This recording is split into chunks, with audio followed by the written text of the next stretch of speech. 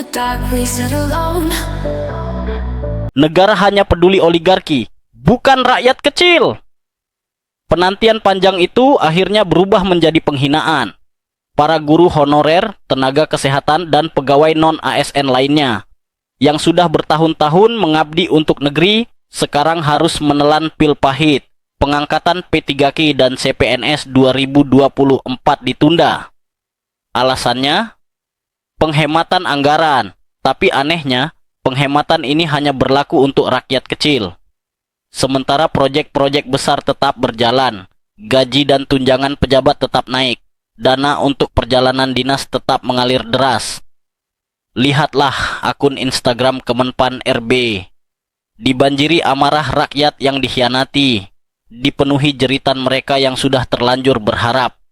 Tapi apa respons pemerintah? Diam membisu.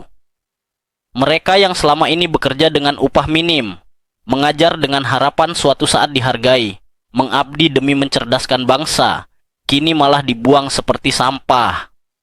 Jangan bilang negara ini kekurangan uang. Kalau untuk pengadaan kendaraan pejabat, bisa. Kalau untuk proyek-proyek oligarki, bisa. Kalau untuk mengurus kepentingan elit, bisa. Tapi kalau untuk rakyat kecil, tidak ada anggaran. Ini bukan sekadar kebijakan buruk, ini adalah pengkhianatan yang keji terhadap rakyat. Negeri ini sedang tidak baik-baik saja. Dan kita masih disuruh percaya bahwa ini demi kepentingan bersama. Bangun! Jangan mau terus ditipu. Mereka hanya peduli pada oligarki, bukan pada kita.